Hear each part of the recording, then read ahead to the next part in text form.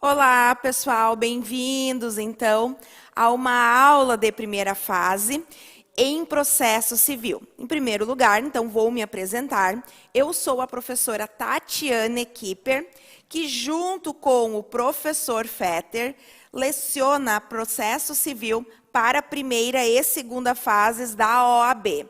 Então, vocês me encontram aí nas redes sociais pelo nome Prof. Tatiane Kipper, ok? Então, como eu disse, junto com o professor Fetter, eu leciono aqui para a primeira e segunda fase da OAB do CEISC, processo civil. Na primeira fase, eu e o professor Fetter, nós dividimos o conteúdo.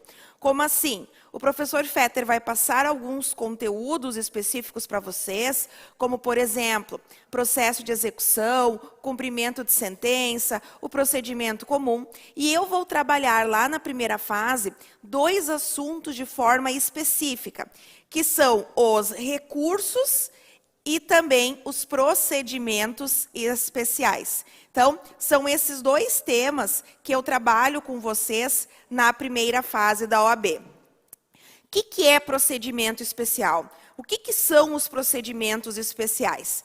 Eu acabei de falar que na primeira fase, o professor Fetter trabalha o procedimento comum. Ou seja, o procedimento comum, a gente fala que é a regra quando tu vai ingressar com uma ação no juízo civil. E o que é o procedimento? O procedimento é a sequência de atos do processo. Então, quando eu falo que é a regra, vai ser o procedimento comum justamente quando uma ação não for um procedimento especial, não for uma ação que vai tramitar, por exemplo, perante o juizado especial civil, Lei 90/99, ou juizado especial civil federal, Lei 10.259. O que significa procedimento comum?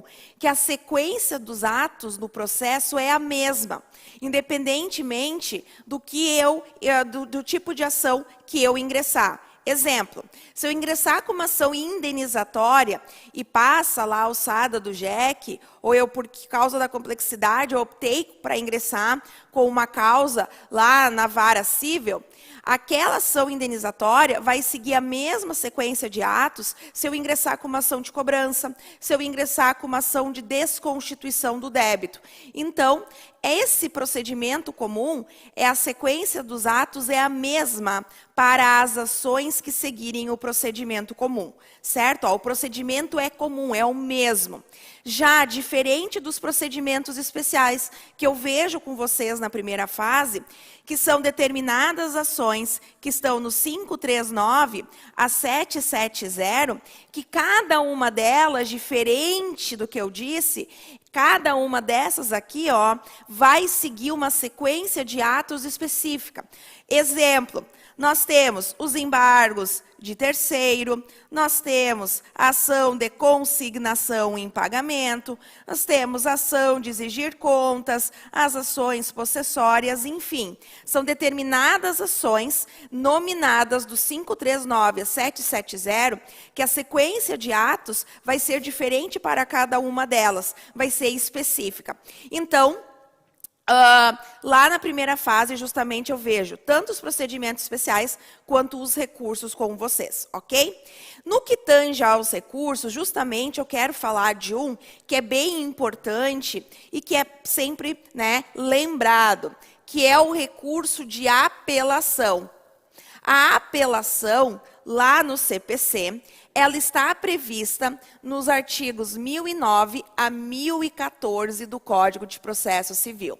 Tá? Então, situando vocês lá no Vademecum, a apelação está no 1009 a 1014 do CPC. A apelação, gente, justamente ela vai atacar a sentença. Então, vocês vão ter que entender o que é a sentença para saber interpor o recurso de apelação. Professora, tá lá no CPC, eu tenho apenas o recurso de apelação? Não. né? Assim como nós temos vários procedimentos especiais, que a gente vê vários no curso das aulas, nós temos também vários recursos. Nós temos o recurso de apelação, o recurso de agravo interno, o agravo de instrumento, os embargos de declaração, o recurso especial, o recurso extraordinário, o recurso ordinário e os embargos de divergência. Então, a apelação é apenas um dos recursos que estão lá no Código de Processo Civil. E aí, eu vou saber que vai caber a apelação quando eu quiser atacar a sentença. Para ser, então, apelação, nós temos que estar diante de uma sentença. E a sentença, ela vem definida no CPC, no artigo 203, parágrafo 1º do Código de Processo Civil. E o caput do 1009 vai dizer, olha, da sentença cabe o recurso de apelação. Mas o que é, então, sentença? A sentença, gente, conforme o artigo 203, parágrafo 1º do Código de Processo Civil, ela é o pronunciamento do juiz de primeiro grau, certo? Pronunciamento do juiz de primeiro grau, que com resolução de mérito, artigo 487, ou sem resolução de mérito, artigo 485, ele vai colocar fim à fase cognitiva, do procedimento comum, ou extinguir a execução, ok? Então, olhem só, eu posso ter uma sentença quando o juiz de primeiro grau, mesmo sem analisar o mérito, acabar com o processo. E antes mesmo da citação do réu, porque é isso que o artigo 203, parágrafo 1º do CPC, ele vai dizer. Os pronunciamentos do juiz consistem lá em sentenças, decisões interlocutórias e despachos. E aí, lá no 203, parágrafo 1º, vai dizer, sentença, né, ressalvadas as disposições expressas lá dos procedimentos especiais, que eu estava falando antes, né, porque eu posso ter um procedimento especial com uma previsão específica. Então, ressalvada as disposições lá expressas do procedimentos especiais, sentença, pronunciamento do juiz de primeiro grau, então do juiz da comarca, no caso da Justiça Estadual, do juiz da subseção judiciária, no caso da Justiça Federal, que com resolução de mérito, ou seja, naquelas hipóteses do artigo 487, ou sem resolução de mérito, naquelas hipóteses do artigo 485 do Código de Processo Civil, ele coloca fim à fase cognitiva do procedimento comum, à fase de conhecimento do procedimento comum, ou extinguir a execução. Então, olhem só, eu posso ter uma sentença lá no início do processo. Um exemplo, antes mesmo do réu ser citado.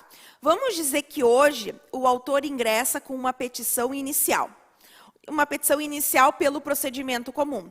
E nessa petição inicial, ele vai ter que preencher os requisitos do artigo 319 e 320 do Código de Processo Civil. Então, são requisitos que eu não posso fazer uma petição inicial da forma que eu quiser, não. Eu tenho que obedecer aos requisitos lá estabelecidos no CPC. Então, o autor, ele faz uma petição inicial e não preenche aqueles requisitos. Aí, o juiz aplica o artigo 321, que é a chamada emenda à petição inicial.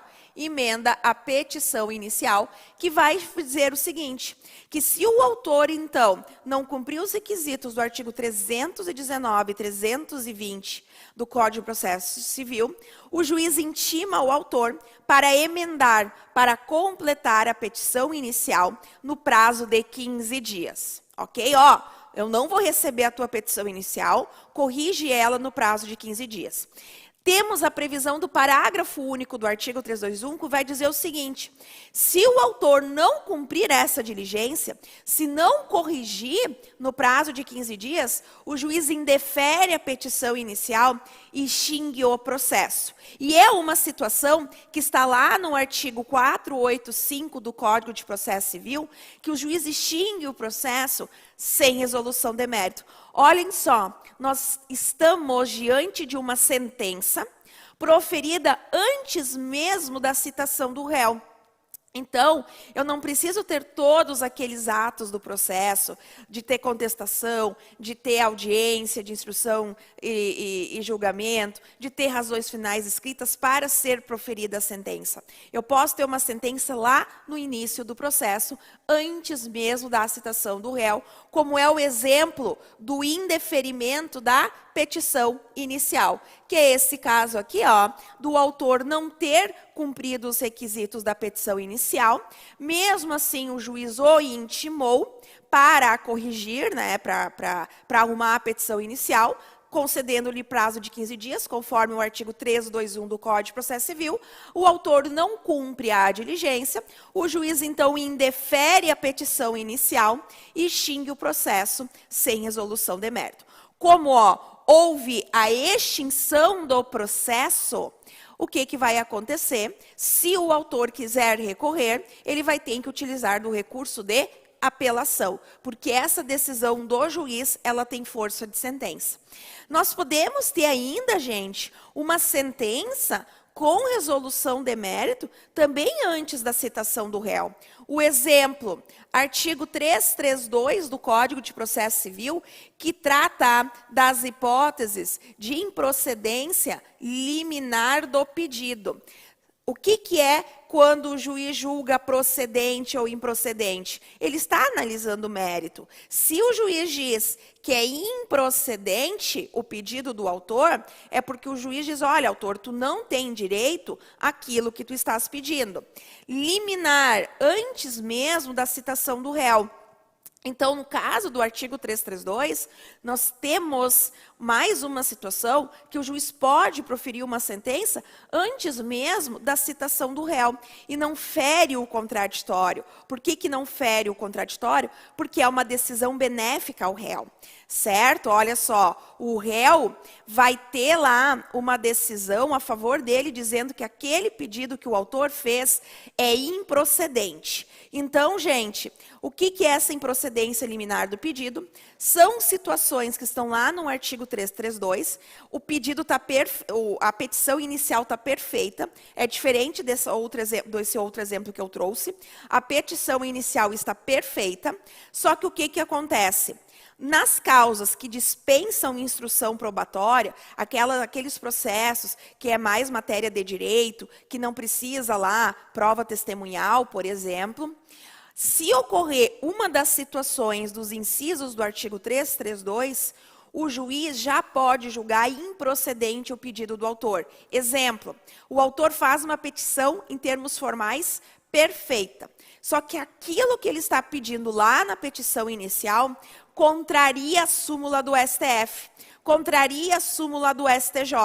Então, o juiz já pode, ao despachar a petição inicial, julgar improcedente de forma liminar o pedido do autor. E vai acabar com o processo com resolução de mérito, o que, se o autor não concordar, ele vai lá e interpõe um recurso de apelação. Então, são situações que nós podemos ter uma sentença antes mesmo lá da citação do réu, enfim. Então, guardem que para caber o recurso de apelação, essa decisão do juiz de primeiro grau, ela, com ou sem resolução de mérito, ela vai acabar com a fase de conhecimento do procedimento comum ou com a fase executiva, ok? Além disso, além do caput do artigo 1009, nós temos também as chamadas preliminares de apelação, que não se confundem, pessoal, não se confundem com as preliminares de contestação. As preliminares de apelação estão no parágrafo 1º do artigo 1009 do Código de Processo Civil. Então, as preliminares de apelação nada se confundem com as preliminares de contestação. As preliminares de contestação, elas estão justamente no artigo 337 do Código de Processo Civil. Então, são vícios lá no processo, por exemplo, as preliminares de contestação, e que o réu vai alegar na contestação antes mesmo de discutir o mérito. As preliminares de apelação, elas estão previstas no parágrafo 1º do artigo 1009. E o que acontece? É uma alteração trazida no novo CPC, justamente porque o agravo de instrumento, ele não cabe de toda e qualquer decisão interlocutória. Da sentença, vai caber o recurso de apelação. Das decisões interlocutórias, cabe agravo de instrumento. Só que o entendimento é que vai caber o agravo de instrumento nas hipóteses do artigo 1015, ok?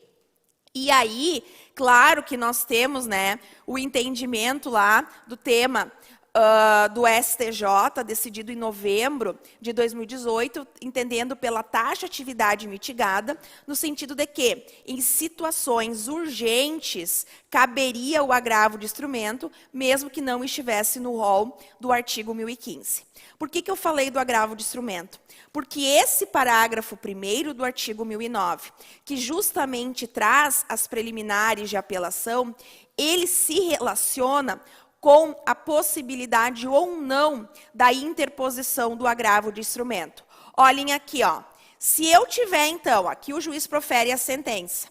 Se eu tiver no curso do processo uma decisão interlocutória que está lá no rol do artigo 1015, ótimo. Eu faço o agravo de instrumento. Por quê? Porque se eu não fizer o agravo de instrumento, aquela matéria preclui. Eu tenho que recorrer, se da decisão cabe o recurso, no momento adequado. Então, se lá no curso do processo de conhecimento, o juiz profere uma decisão interlocutória que está no rol do artigo 1015, eu faço o agravo de instrumento. Ok. O problema é se essa decisão que o juiz proferiu não está no rol do artigo 1015 e não se enquadra na taxa atividade mitigada. Neste caso, gente, eu não tenho como interpor o agravo de instrumento, porque não cabe. A decisão naquele momento é irrecorrível. Então, neste caso, quando lá no curso do processo o juiz proferir uma decisão interlocutória que não cabe agravo de instrumento, ela não preclui. O que significa isso?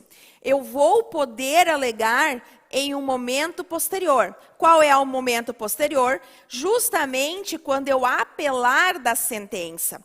Então, lá na apelação, eu vou trazer uma matéria preliminar. Qual é a matéria preliminar? Justamente impugnar a decisão interlocutória que não coube agravo de instrumento. Se tivesse, né, cabimento agravo de instrumento, se a decisão tivesse lá no rol do artigo 1015, exemplo, exclusão de um litisconsorte, revogação de uma tutela provisória, e o juiz decidisse aqui, ó, tá? Como decisão interlocutória, aí eu tenho que interpor o agravo de instrumento. Por quê? Porque se não preclui, eu não vou poder impugnar posteriormente. Agora, se o juiz profere uma decisão que não está no rol do artigo 1015, exemplo, lá na audiência de instrução, ele indefere uma contradita, o réu leva a sua esposa para ser sua testemunha, o advogado do autor impugna e o juiz indefere a contradita, é uma decisão que não está no rol do artigo 1015. Então, eu não tenho como fazer o agravo de instrumento se for lá no processo de conhecimento. O que eu tenho que fazer? Eu tenho que esperar até a sentença e impugnar em preliminar de apelação. E cuidado, tá, gente? Eu falei da tutela provisória. Se a tutela provisória ela for decidida na sentença, eu impugno a tutela provisória no recurso de apelação. Mesma coisa, qualquer matéria do 1015, Se for decidido na sentença, eu impugno dentro do recurso de apelação. É bem fácil de guardar. Qualquer matéria do 1015, antes da sentença, decisão interlocutória, cabe agravo de instrumento. Qualquer matéria do 1015, se o juiz decidir na sentença, eu impugno dentro do recurso de apelação, porque da sentença cabe apelação. Então, pessoal, nossa aula hoje era justamente para dar essa pincelada sobre os procedimentos especiais e sobre o recurso de apelação. Um abração!